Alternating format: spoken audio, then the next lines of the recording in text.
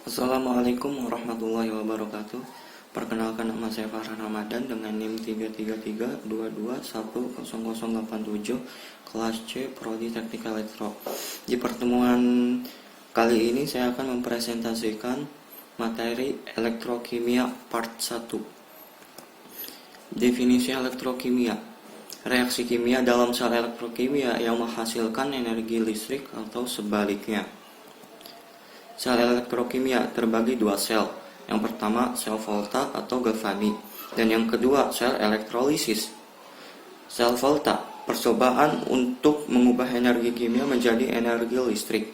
Sel elektrolisis, kebalikan dari sel Volta, merupakan proses elektrokimia yang mengubah energi listrik menjadi energi kimia.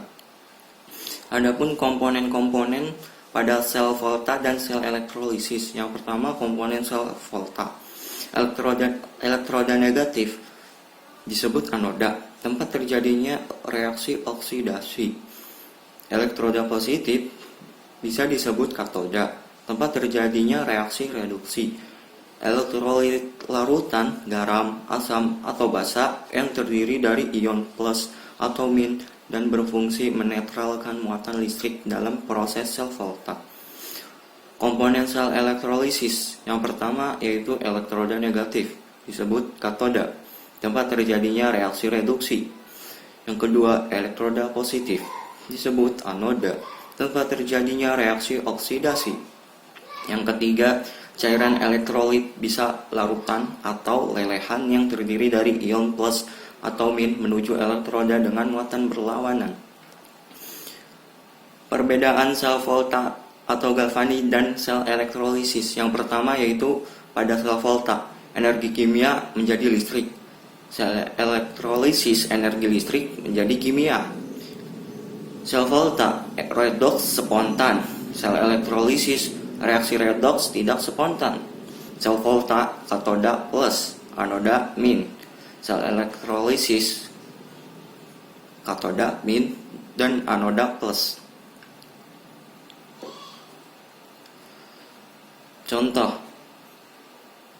tembaga E0 Cu sama dengan 0,34 volt. Untuk seng E0 Zn sama dengan plus 0,76 volt. Untuk reaksi selnya, yang pertama yaitu anoda. Zn akan menjadi Zn 2 plus tambah 2E. E0 Zn sama dengan plus 0,76. Untuk katoda Cu atau disebut seng, tembaga atau disebut tembaga, yaitu Cu2 plus tambah 2E akan menjadi Cu. E0 nya sama dengan plus 0,34 volt. Untuk hasil redoks yaitu Zn tambah Cu2 plus akan menjadi Zn2 plus tambah Cu. E0 sama dengan 1,1 volt. Notasi sel yang pertama yaitu anoda. Zn dibatasi garis menjadi Zn2 plus. Untuk katoda dibatasi 2 garis lurus. Yang pertama Cu2 plus dibatasi garis akan menjadi Cu. Jembatan garam bisa berupa NaCl, KCl, NaNO3. Fungsi jembatan garam yang pertama memungkinkan terjadinya hubungan listrik antara dua larutan. Yang kedua, mencegah tercampurnya larutan elektroda. Yang ketiga, mempertahankan kenetralan listrik setiap setengah sel. Sel elektrolisis. Elektrolisis lelehan NaCl. Yang pertama yaitu katoda atau min. Dari Na plus ditambah E min akan menjadi NaL. Yang anoda atau disebutnya plus 2Cl min akan menjadi Cl2G tambah 2E min. Maka akan dikali masing-masing dari katoda ataupun anoda. Untuk katoda sendiri dikali 2 dan untuk anoda dikali 1. Akan menjadi hasilnya 2NaCl akan menjadi 2NaL tambah Cl2G. Elektrolisis lelehan sering digunakan untuk memperoleh senyawa golongan A1, 2A, aluminium kecuali Ba. Pengaplikasian pada sel elektrolisis. Sel Downs untuk elektrolisis leburan NaCl merupakan contoh sel elektrolisis dalam skala industri. Yang pertama yaitu gas klorin, terbentuk pada anoda grafit atau karbon yang ditanamkan pada dasar sel. Gelembung akan melalui lelehan natrium klorida menuju corong pada permukaan atas sel. Yang kedua, logam natrium yang terbentuk di katoda akan melewati lelehan natrium klorida menuju cincin pengumpul Na untuk selanjutnya dikeringkan.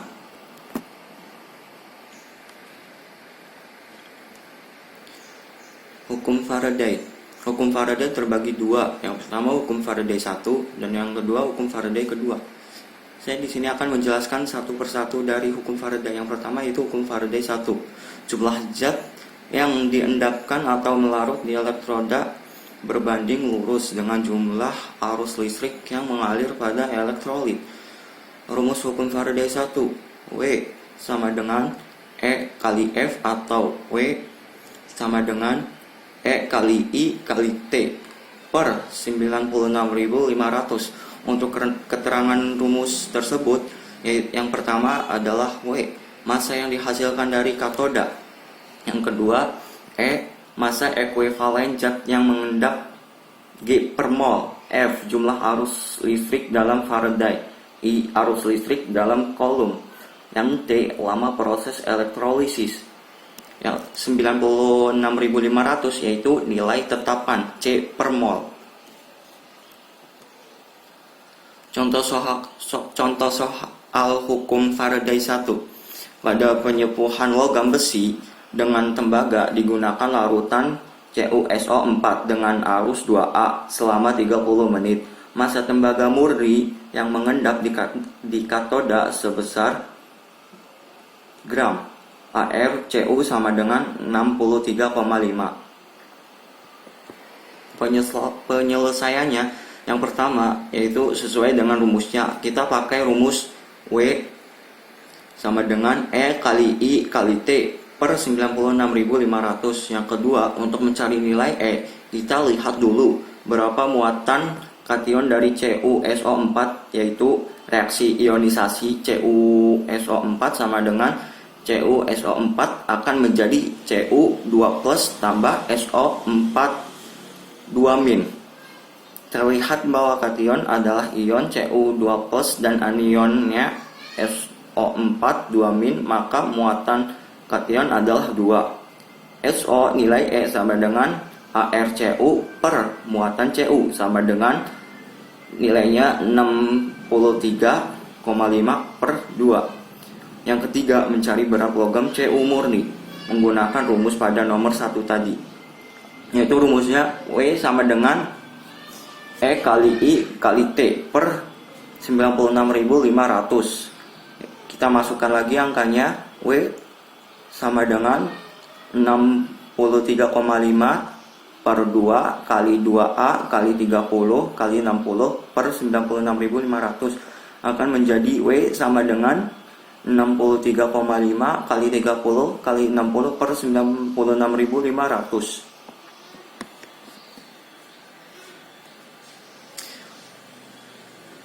Itu contoh soal hukum Faraday yang kedua. Faraday 1 yang contoh soal kedua. Fluorin dapat diperoleh dari elektrolisis larutan KHF2 sesuai persamaan reaksi HF2- akan menjadi HF tambah setengah F2 tambah E untuk menghasilkan gas fluorin sebanyak 2,24 L pada keadaan STP. Maka muatan listrik yang diperlukan sebesar C buka kurung 1F sama dengan 96.500 C per mol tutup kurung. Untuk penyelesaiannya, yang pertama buatlah reaksi elektrolisis KHF2. Poin pertama yaitu reaksi ionisasi sama dengan KHF2 akan menjadi K plus tambah HF2 min. Reaksi katoda 2H2O plus 2E akan menjadi H2 tambah 2OH min. Reaksi anoda HF2 min akan menjadi HF tambah setengah F2 tambah E kali 2 agar elektron katoda dan anoda habis. Yang poin terakhir, reaksi elektrolisis 2H2O tambah 2HF2 min akan menjadi 2HF plus F2 plus 2OH min. Mencari banyaknya mol fluorin dalam keadaan STP, NSTP sama dengan 2,24 L fluorin per 22,4. Hasilnya yaitu 0,1 mol. Nah, 0,1 mol gas fluorin F2 terdapat pada reaksi di anoda. Maka bisa disimpulkan untuk mencari muatan listrik menggunakan rumus Q sama dengan W sama dengan E kali F. Pahami kembali bunyi hukum Faraday 1. Sekarang kita butuh berapa banyak mol elektronnya dan bisa didapatkan dari perbandingan koefisien reaksi di anoda. 2HF2 min akan menjadi 2HF tambah F2 tambah 2E. 0,1 mol, 0,2 mol. Terlihat bahwa mol elektronnya sebanyak 0,2 mol. Masukkan ke rumus Q sama dengan E kali F. Yang 0,2 mol tadi kita masukkan kembali dikali 96.500, C per mol akan menjadi 19,300 C. Hukum Faraday kedua, jika beberapa larutan di elektrolisis dengan arus listrik yang sama, maka massa zat ekivalen zat-zat tersebut. Rumus hukum Faraday kedua, W1 titik 2 W2 sama dengan E1 titik 2 E2. Keterangan W1 titik 2 W2, berat endapan zat 1 berbanding berat endapan zat 2 gram. E1 titik 2 E2, berat ekuivalen zat 1 berbanding berat ekuivalen zat kedua, atau kita bisa sebut AR atau MR per muatan kation. Contoh soal hukum Faraday kedua. Dua buah sel masing-masing berisi larutan NiSO4 dan larutan CuSO4 dielektrolisis bersama-sama. Pada sel pertama mengendap logam Ni sebanyak 1,18 gram. Pada sel kedua logam kuprum mengendap sebanyak gram. Dalam buka kurung ArCu sama dengan 64. Ni sama dengan 59. Untuk penyelesaiannya, yang pertama kedua larutan NiSO4 dan CuSO4 sama-sama memiliki anionnya yaitu sulfat. SO4 pangkat 2 min, artinya jumlah aliran listrik mengalir sama. Nah, di sini bisa didapatkan kation dari kedua larutan. Yang pertama larutan NiSO4 akan menjadi Ni2+ tambah SO4 pangkat 2 min. Kation sama dengan Ni2+, muatan sama dengan plus 2. CuSO4 akan menjadi Cu2+ ditambah SO4 pangkat 2 min. Kation sama dengan Cu2+, muatan yaitu plus 2. Nah, langsung masukkan ke rumus hukum Faraday kedua. W1 Ni2+, untuk W2 Cu2+ sama dengan E1 Ni2+, E2 Cu2+. Yang W1 Ni2+, masukkan angkanya yaitu 1,18 gram. Yang W2 Cu2+ tetap. Dan yang untuk E1 59/2, dan untuk yang E2 64/2, dan akan menghasilkan W2 sama dengan 1,28 gram. Contoh soal hukum Faraday kedua. Yang nomor 2, sejumlah arus yang sama besar 8A dialirkan pada dua sel, yaitu sel mengandung X SO4 dan Y2SO4 jika perbandingan massa X dan Y yang terkendak di katoda sebesar 1:4. Maka perbandingan massa atom relatif X dan Y adalah, dan ini penyelesaiannya. Yang pertama, kedua larutan X SO4 dan Y2SO4 sama-sama memiliki anion yaitu sulfat SO4 pangkat 2-. Artinya jumlah aliran listrik mengalir sama.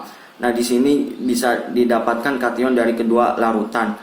Yang pertama, XSO4 akan menjadi X2+ tambah SO4 pangkat 2-. Kation X2+, muatan +2. Y2SO4 akan menjadi 2Y+ tambah SO4 pangkat 2-. Kation Y+, muatan +1. Nah, langsung masukkan ke rumus hukum Faraday kedua. Untuk W1 sendiri yaitu 1 gram, dan untuk W2 4 gram, sama dengan untuk E1 yaitu AR X per 2, untuk E2 AR Y per 1. AR X berbanding AR Y sama dengan 1:2.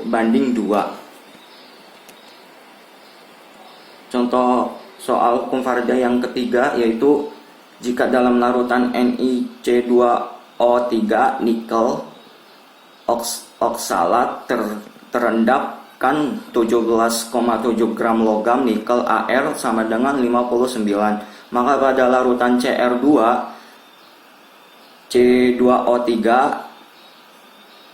akan 3 buka kurung ARCR sama dengan 52 tutup kurung akan diperoleh endapan krom sebesar gram.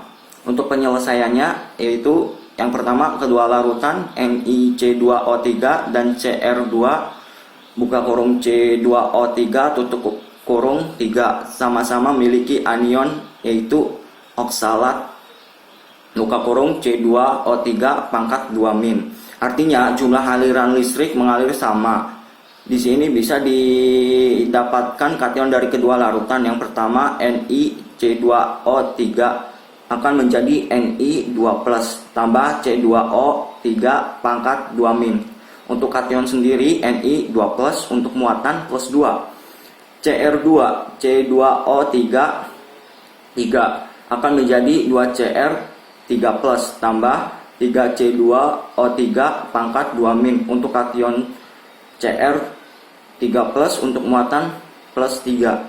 Nah, langsung masukkan ke rumus hukum Faraday kedua. Untuk W1 sendiri 17,7 gram.